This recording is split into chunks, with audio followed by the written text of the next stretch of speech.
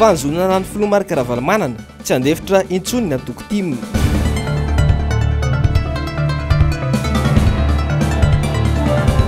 Fanelezana vaovao tsy marina fa nalamba raka miaro faniriko faty nitory ny filomarika Ravalomanana. Teratany vahiny Etsanosa atao Tsinanana fefeny avokoa ny tany namozana ain'olona nefa ny trano natsangany.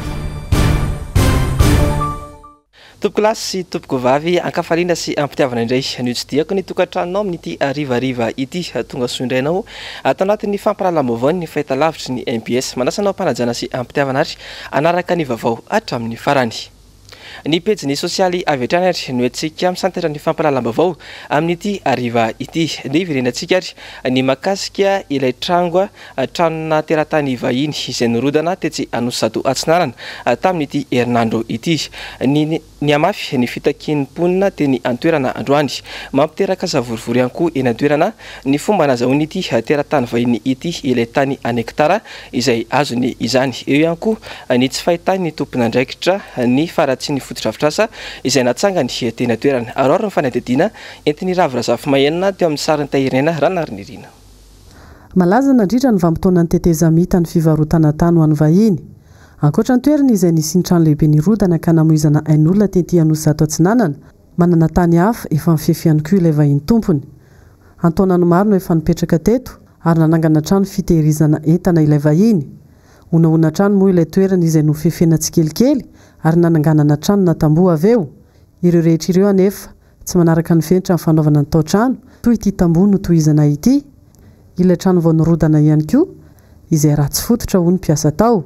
Maneny amin'ny an'izy ireo ny mponina noho izany. Alao mba tena mba hitovy lenta ny fiainanareo sy ny fiainanay. Ary nareo ny taty-arinanay fa tsy izay ny taty-arinanareo. Nareo nangataka taminay ary nareo nanao ateritsesanay. Trano miorina momba ny tamboho avo izay tamboho avo dia avo nefa manify dia ataoranay rodana. Eo koa ny famoahana ny rano izay ataontsika hoe ny andro zao fa avaratra tsisy fivoahana ny rano. Misy zany ny kanala fa ty kanala faran'izay kely kanefa moa ny zavatra ataon'ny zareo zao hoe raha mahalala zao hoe fantorana sy fananganana dia tena mijaly mihitsy zany ny vahoaka fa lasa ty amin'ny vahoaka ny rano no miandrina rehefa nisy ny fantorana sy ny fanorenany zareo dia tsisy ny vacation d'eau zany dia tototra ny fokon'olona ary mety izay koa nefa raha ny mampirodana an'ireny trano ireny na ny anazy na ny fokon'olona. Ao ihany koa ny lalana izay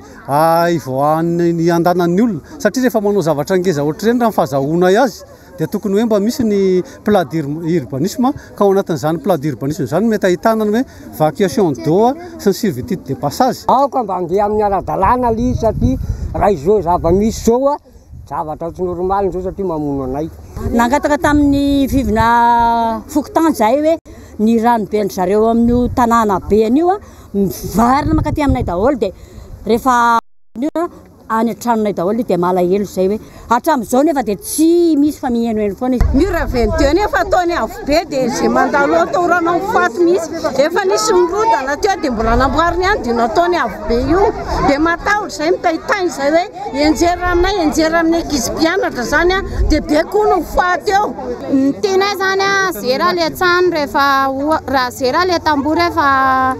avy manady mpanao fandrakana fa tsy mety amin'ilay mponiny aty le izy. Ny madinika sy ireo sahirana trano no iarany mafy eto amintsika. Ny fanjakana tokony hijery tao manakipo masy raha teratany vahiny no manao ny tsy mety. Tokantrano mara nefa no simba fananana tampoka anatin'ny tsy monja raha ny enjery ilay trano lehibe izay niorina teo ambony onaona. Tao anatin'ity trano ity izao tafiditry ny rano ka hina irodana ihany koa. Voatery ny findra toerana tsy fidy ny tompony noho izany. Tsy nahazo rariny tany amin'ny Fokotany vao makiaza nanaova an'ilay teratany vahiny vava.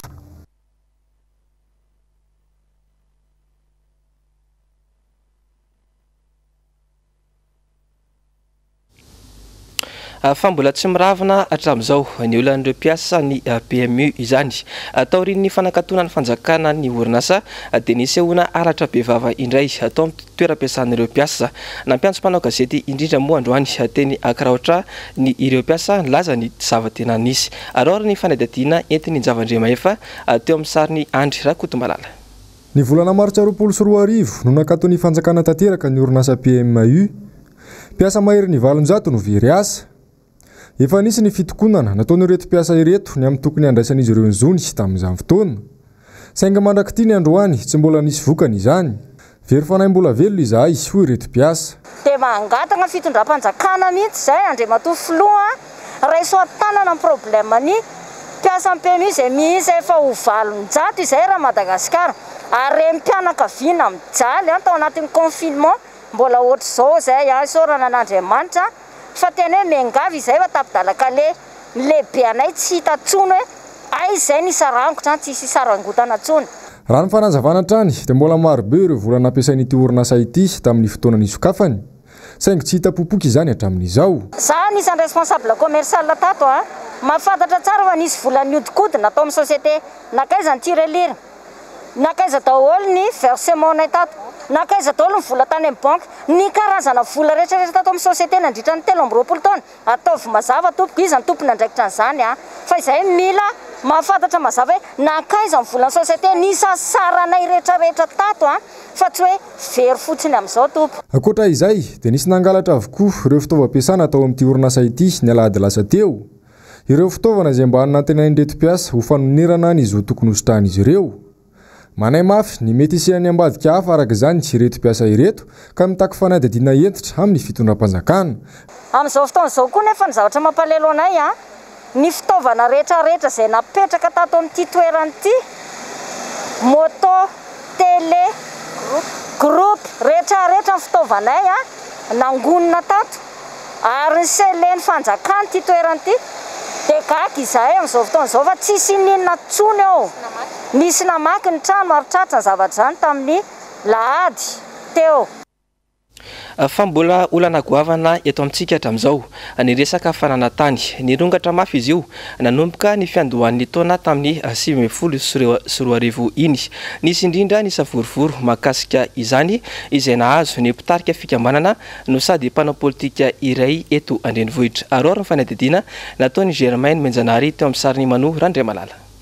Nitongavany teo anivon'ny komina Voamaraina ny tranona mpitarika fikambanana Zagasy androany. Anton'izany ny filazana fa misy fanorenana tsy manara-dalàna hitan'ny komina ataony mpitarika ny fikambanana ity. Efa nisy ny fampiatsona teny anivon'ny komina Antananarivo Renivohitra raha ny fanazavany ary efa tonga teny ny tenany. Dia hoe soniavo ity fa tany zany dia efa somary avavy soniavo ity fa zao izy nefa ao anatin'ilay izy dia hoe manaiky karazatra hoe tsy fanorenana tsy ara-dalàna dia régulariseo le izy zao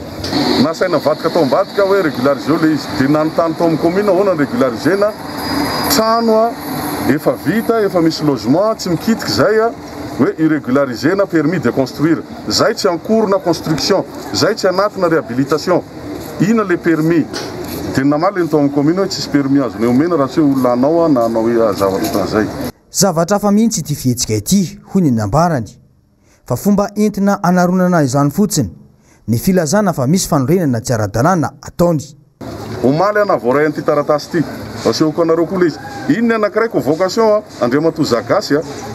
angamba ny arahantsika malala fa Zagasy zany association zany personne morale fa tsy physique dia tsy haiko hoe le Zagasy rehetrarehetra ve ny convoquena ho any amin'ny lapan'ny tanàna dia olazaina fanamory vahoaka indray ny Zagasy dia ho gagaina avy eo. Nandeha amin'izay tia taratasy nomenana omaly ity le izy anankiroa référence samihafa 176 ny anankiray dia 177 ny anankiray. Simple lettre tia avy amin'ny directeur ny commune milaza fa araka ny fampiatsona iny convocation iny an'Andriamatoa Ratiarson zana Vanday eo ndray zany vadika anarako le izy fa tsy Zagasy hainy zareo ihany ny anarako dia izy fanesorana trano tsy nazahoana lalana ao Tsatsoroa dia hoe fananganana trano hazo tsy misy fahazoan-dalana io le izy trano hazo tsy misy fahazoan-dalana miara mahita antsika fa tsisy trano hazo aloha eo. Misy lalàna mamaritra azy ny fananantany eto amintsika nambarany ity mpitarika fikambanana ity fa manana ny zony anajarany tany ny malagasy ao anatin'ny lalàna raha teo fa tsy azo atao ny manoratra ny tany raha tsy efa noajariana nandritra ny taona maro. Ianao manorina trano ao amin'ny tany commune urbaine na Tananarivo. Hoy izy ao hoe tsy any urbaine tsy any commune urbaine na Tananarivo ny anaovako fanorenana fa domaine privé de l'État. Asehoy ny mahany commune anazy fa ity no taratasy miara-mahita atsika ity le taratasy situation juridique ny anorenany Harrison Trano. Mazava io tsy misy soratra eo hitatsika hoe tsisy affecté amin'ny commune io tany io fa domaine privé de l'État io à l'État malagasy. Dikan'izany araky ny lalàna zony gasy rehetrarehetra manajary ny tany domaine privé de l'État mba ahafahany manana ny zo fizakan-tany. Famitaraina kosa ireo mponina ao amin'ny fokotany Anosy Tsararafa ao anatin'ny faritra farafangana iny. Misy mantsy ny fanararota-pahefana ataon'ireo tompona ndraikim-panjakana amin'ireo mponina ireo. Rao indrindra ary ny fanadihadiana entin'ny Germaine Menjanary teo amin'ny sariny Manora Andriamalala. Efapolo taona mahery no nanajary ity toerana ity reto fianakaviana ireto. Ankehitriny anefa dia narodany manam-pahefana ao an-toerana ny trano fonenan'izy ireo sy ny fambolena satria voalaza fa ananganana bureau commune manara-penitra araka ny fanazavana. Ireto fianakaviana ireto ihany anefa no efa nanome ny ampahan'ny tanin'izy ireo nananganana ny bureau commune ao an-toerana ny taona 3 raha ny fanazavana atrany dia tsy nisy taratasy fampafantarana fa tonga dia fandrodanana no natao hoy ireo mponina. Malaela itoro da mametraka fitaraigna aminareo satria agnatin'ny danora vainy commune tanina babenay efa nandritrany 7 taona mahery. Amin'izao fotoagna izy efa maty babenay io, efa maty abanay. Yay madinika aby tosisa toa tragno misy 12 tragnonay amin'ny toerana io efa volokoko efa maromaro ngapaly mba izay foto sakafo ignenanay amin'eo ngapaly ekoko fotom-pivelomanay bitadavanay 20 ignenanay. Amin'izao fotoagna danora vainy commune miaraka amin'ny préfet mitapitapa itoro amba ezanakay malahelo sahiragna ay nireo vaile commune taninay nanaovany foto-drafitrasa zany nefa dia efa nagnome anazy abanay taloha nagnome tapany io efa naroso anazy nagnambarana ny commune io. Izao dia mbola napelany teo ay nefa supplément tany itondranay malahelo amin'ny zavatra io sy hitanay ataonay dia mazary tsy manatragno hidiboagna aby ito mitapitapa amin'ity tany ty am'teo ay midiboka tragnonay 12 tamin'ireo da niravana aby nefa izy tsy mba nisy taratasy azony lata amin'ny tribunal amy fandravagna ny tragno io fa avy da nongavina amin'izao avao izy miaraka amin'ny préfet aby nandravany tragnonay io. Tsy misy trano na tany nomena azy ireo mba hipetrahana raha ny fanazavana trany ka eny amin'ny lavarangan'olona no mipetraka ireto fianakaviana ireto amin'izao fotoana izao. Nambaran'ireo lasibatry ny sotasota ireto atrany fa fanararotana amin'ny tsy fahalalany ny tambany vohitra no ataon'ireo tokona ndraikim-panjakana any an-toerana amin'izao zava-misy izao. Eo amin'ny vavaony sosialy izay hatrany dia totosa androany ny fanohizana ny fiaraha-miasa teo amin'ny commune Andranohitra Itosy sy ny fikambanana Afafi. Miopana betsaka amin'ny tontolon'ny fahasalaman'ny vahoaka no tena tanjona amin'ity hetsika izay notohizan'ny rotonta ity. Arao ny fanadihadiana teo amin'ny sary sy rindran-tsary ny Toky Ramarola.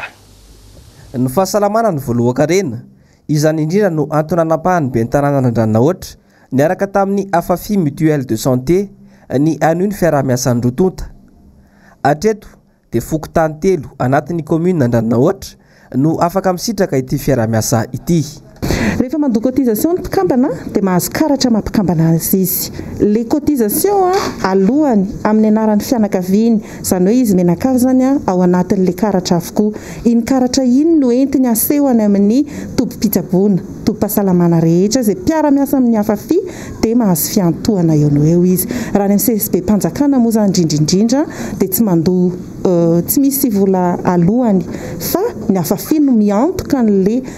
vola mandoa ny volan'ny CSB manokana avy eo. Ohatran'izay ihany koa raha ohatra tojo fidirana hôpitaly, miara-miasa amin'ny hôpitaly eto Antananarivo sy amin'izay faritra iasan'ny Afafi dia ao anatin'izay no fiantohana. Ho an'ny be ny tanàna Andranohitra dia tombotsoan'ny vahoaka no imasony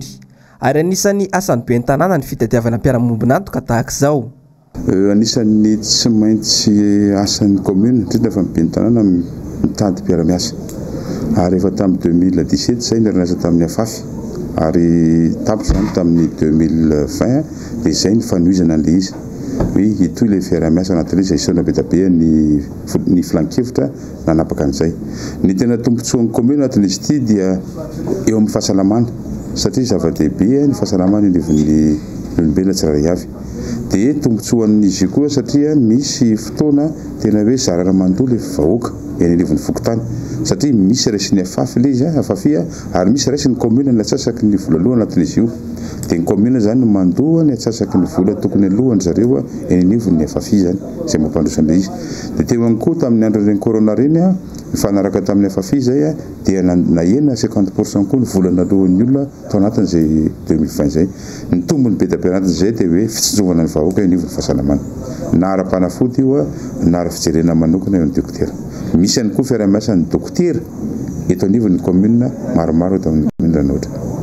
Ezahana ho ny be ny tanàna ny anitatra ity tetikasa ity manerana ny fokotany ao amin'ny commune Andraninahoatra. Eo amin'ny maresaka iraisam-pirenena kosa indray no entsika manohy ny fiarana amin'ity ariva ity. Ny tokona iankomatsy ireo Libanais any amin'ny faritra avaratriny taoriny ilazan'ny fanjakana any an-toerana famiverina indray ny fibohana. Aroara ny fanadihadiana entiny Ravrazafy Mahenina teo amin'ny sariny tahirinena Ranariny. Cocktail Molotov contre tir de balle en caoutchouc. Tany amin'ny toeram-ponenana ireo mpanao politika nonohy endren'ireo mpitokana nanitsaka ny andro fahaefatra ny fibohana tao Liban nanohitra izany ny mponina indrindra ny tsy fisiany mangarahara manoloana ny fiatrehana ny retina ny tokona manoloana ny trano ireo mpanao politika nandoro ireo fitoerana fako ary nanimba ireo fitaovana fakana sary na caméra de surveillance ho an'ireo mpanao fihetsiketsehana ampy izay ny fibohana tsy misy vahaolana tsy mbola tafarana tao anatin'ny krizy ara-toekarena napetraky ny ady sivily ny taona 570 hatramin'ny taona 770 i Liban ny amafindray ny fahantrana noho ny valanaretina. Anisan'ireo tanàna faharoa mahantra indrindra ao Liban i Tripoli. Tsy nitsahatra nanomboka ny alatsinainy teo ny fifandonana teo amin'ireo mpanao fihetsiketsehana sy mitandro filaminana. Vokany 20 isa no naratra ka nidiny tamin'ireo nahiditra ao hôpitaly. Contrôle au Liban. Plus de 3500 cas entre lundi et mardi.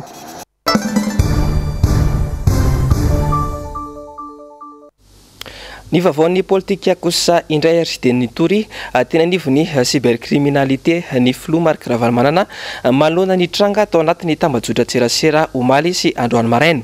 Tonga nanatitra taratasy fitoriana tena anivon'ity cybercriminalité ity moa ny mpisolo vava azy. Aroara ny fanadihadiana teo amin'ny sariny Tokira Marola. Mitohy hatrany ny filalaovana vatapaty ataon'ny mpomba fitondram-panjakana. Raha iverenana ny tantara dia tsy vao izao no nitranga ny filalaovana vatapaty sy faniriana olona ambony ho faty tahaka izao fa efa niatra tamin'ny filoha teo aloha Rajaonarimampianina ity tranga ity. Voadidina olona miakanjo loko volomboasary mihitsy ity vata ity tamin'izany fotoana izany. Omaly hariva indray dia niparitaka tao anatin'ny tambajotra tserasera indray ny sarin'ny filoha Marc Ravalomanana miaraka amin'ny vatapaty. Ho an'ny antoko-tim dia midika fa efa sanga mihoatra aloha izao tranga izao. Voalohany aloha fanehoan-kevitra ataoko hoe fanakianana zany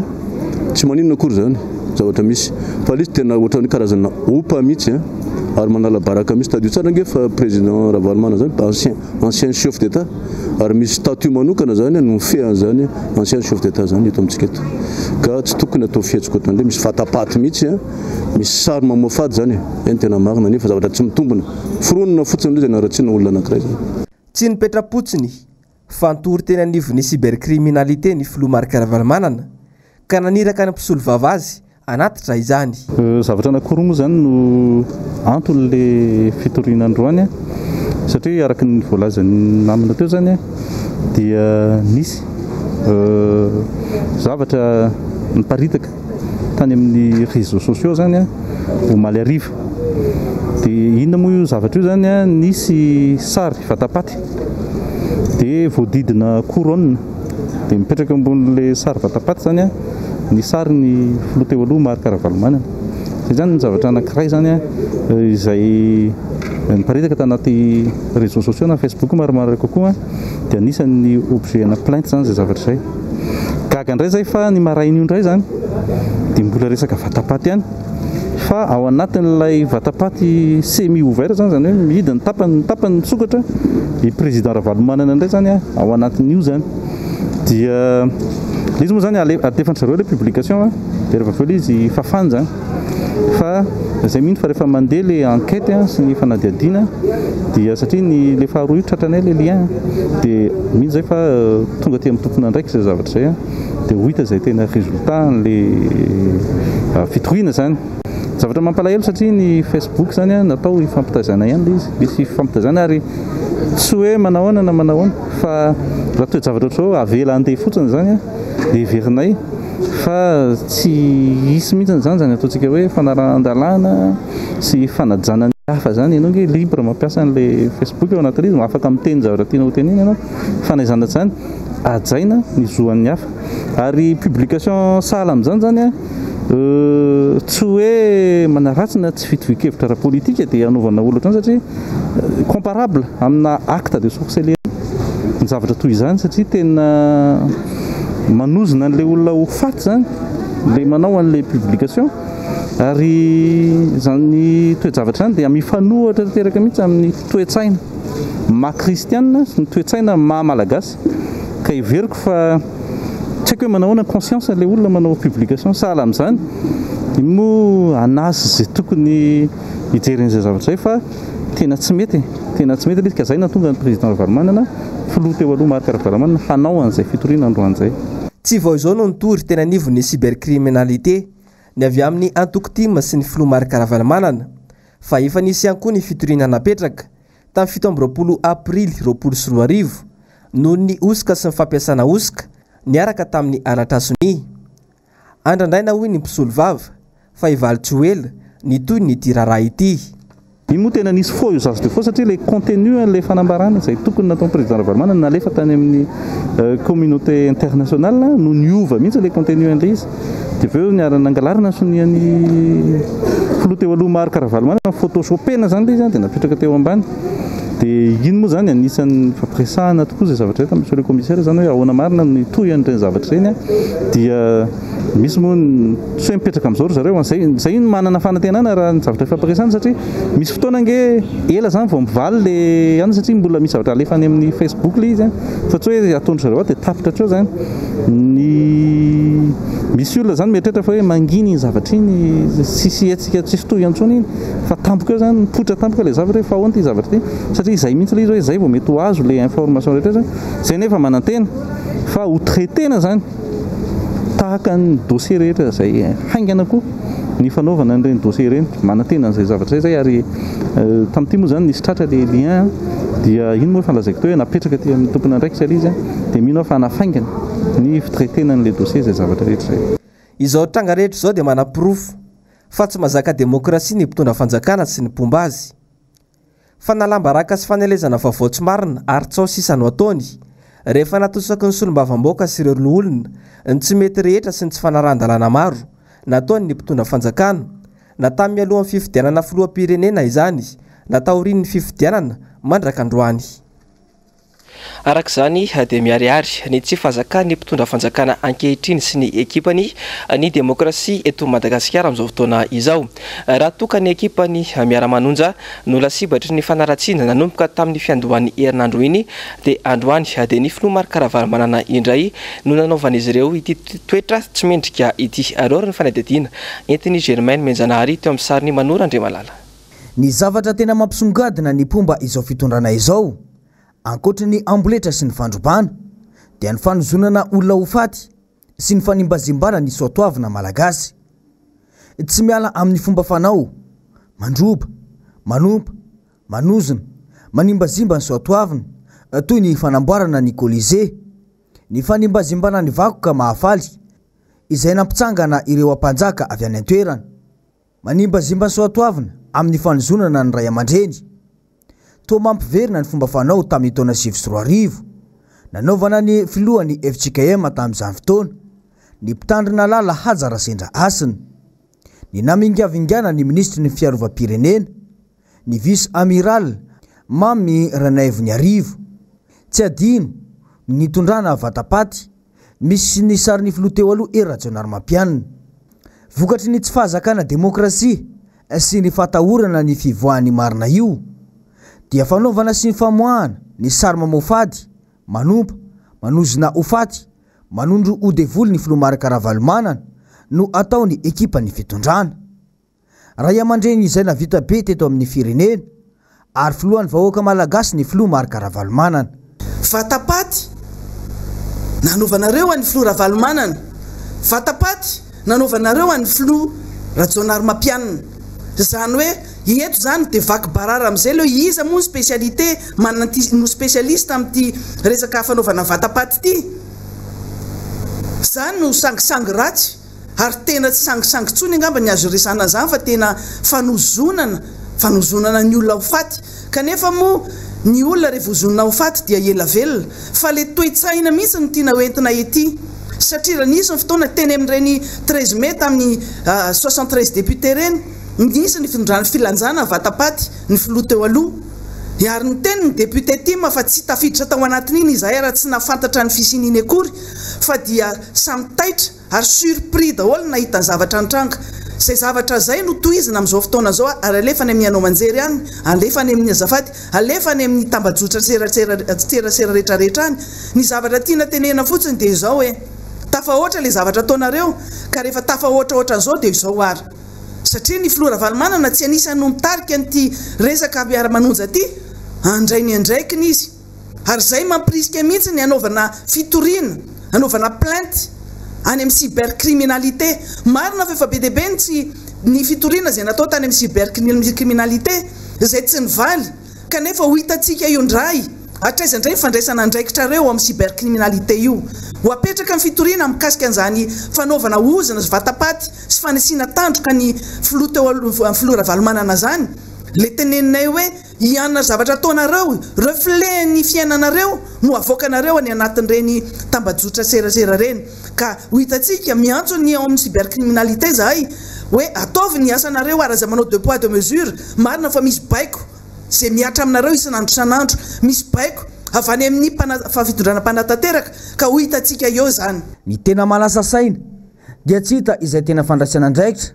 na de lazaina zafatanytandalany Madagasikara ataon'ireo mpitondra indrindra fa ny cybercriminalité manoloana ny zavatra tahaka izao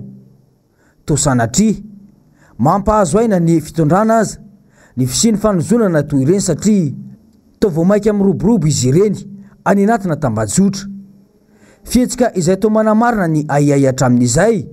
ny hoe tompona andraikitra ambony ao amin'ny fitondram-panjakana ihany no manakarama amin'ny alalany etratsika malagasy ireo kontifako ireo ipetraka ny fitoriana ataony antokotimy andrasantsika ny toy ny vaovao satria efa nisy fanozonana ministra tao anatin'ny tambajotra serasera tahaka ireny izay ao anatin'ny fitondrana amin'izao fotoan'izao ka nampiakarana ny raharaha ho teny anivo ny fitsarana fatotosa androany kosa ny fifiampiarabana natratra ny taona vaovao ho an'ireo mpikambana ao anatin'ny antokotimy ao anatin'ny distrika Ambohidratrimo nitarika izany tena toerana moa ny solombavambahoaka Mamy Rabenirina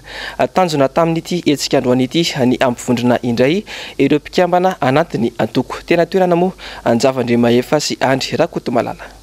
manana ny lanjany ary azo lazaina fa maro anisany mpikambana dimy anatin'ny distrika Ambohidratrimo zay tarihany sy olombavambahoaka Mamy Rabenirina androany dia tonga maro be teny amin'ny toerana izay nifampiarabana izy ireo natratra ny taona vaovao ireo mpikambana ny ben'ny tanàna ny mpanolontsaina ary ireo mpikambana tsotra tsy miova amin'ny foto-keviny ny antokotiko Madagasikara dia ny fikatsahana trano ny masony vahoaka ny fotony raha ny zava-misy voalazantsika teo fa azo lazaina hoe taona maty iny taona 2024 iny dia amin'ity fotoana ity zany no amtana ireo tsy vita tamin'ny toromarika ny bureau politique nationaly tamin'ny fiaonana teny amin'ny espace Yandi bypass ny amin'ny fanaovana redynamisation ny antoko amin'ny ankapobeny izahay mantsy ety amin'ny distrika Ambohidratrimo tamin'ireny fotoana ireny rehefa nazo an'ireny toromarika ireny dia nanapa-kevitra hoe iainga avy any fotony mihitsy ilay fanaovana redynamisation zany hoe any amin'ny Fokotim sy ny Komtim zany hoe ny etsika fanaovana tatitra amin'ny vahoaka sy ny inty izy ny fanetanana amin'ny vahoaka fa indrindra ireo mpikatroko anatin'ny antoko ny amin'ny restructuration sy redynamisation any antoko dia ho alefa itety commune sy fokotany arak'izay tratra. Tsy azo tsinotsiniavina ny fijoroan'ny antoko-panohitra voarafitra tsara anatin'ny lalam-panorenana izany. Manana ny lanjany fa indrindra ny mitsikera sy ny manitsy ny zavatra tsy mety eto amin'ny firenena. Ny tsapa dia matahotra mafy ny fijoroan'ny antoko-panohitra ny fitondrana, hany ka mbola tsy mivoaka hatreto ny didim-panjakana mikasika io sata amin'ny fehiny-panohitra io. Na dia efa nolanina teny amin'ny antenimera rotot aza. Ilay didim-panjakana fampiarana ny resahako teo aloha dia tokony avy any anivon'ny gouvernemanta, avy any anivon'ny fahefanam-panatanteraka ny tokony ampiatra azy, zany hoe didim-panjakana ampiarana n'ilay lalàna 2.4 aotra 3.4 zay nga mba le laharan'izay raha tsy diso zay mifeny fanoherana eto Madagasikara ary arak'izay fienotsika azy hoe 10 taona katroka amin'ity taona ity no efa nahazo fankatoavana teny anivon'ny anteny mihery io lalàna io fa mandraky ity ny androany ny fahefana mifandimby teo fitondram-panjakana mifandimby teo na ity fitondram-panjakana amin'izao fotoana izao ity izay nanao an'ilay lalàna tamin'izany fotoana izany ary dia tsy samy mamoaka an'ilay didy fampiarana. Mazava ho azy fa misy antony ao anjarantsika maminany hoe inona sy mandray fepetra mifandraika amin'izany fa ny fehiny dia izao hoe tena matahotra n'ilay rafitra fanoherana apetraka araky ny fomba demokratika sy ny lalàna misy ny mpitondra fanjakana. Ailika ty ampanohitra hatrany ny tsy fahaiza amin'ny tatan'ny fitondrana ary ny mahagaga dia ny fitondrana indray ity no manohitra ny mpanohitra. Tsy zavatra atao hoe tsy mety akory le ailika fa indraindray réaction izay ataon'ny sokajin'olona isan-karazany any ananany vokatra ny tsy fetezana eo amin'ny fitantanana amin'ny firenena dia lazaina fa mipanohitra nanao azy tsy mipanohitra rery ange no ataontsika hoe mandray anjara amin'ny fijerena zay mapety na hoe anao arofanina amin'ny fitondram-panjakana fa misy sokajin'olona isan-karazany fiarahamonimpirenena ao syndika isan-karazany ao sy ny sisa manana ny lazainy koa reny rehefa mahakasika azy rehefa maharary azy ny zavatra mitranga. Dia ny fanadadiana iny akoa ry topoko lasy sy topoko vavy netiko manakatona ny fampalalambavao amin'ity androany ity isoraka ianao nanaraka izany hatramin'ny farany isorana ihany koa ny mpanao gazety sy ny teknisiana niarany salahy nanatotosa izao fampalalambavao izao mametraka ny mandrapitafa ho an'ny rapitsondray ry topoko lasy sy topoko vavy.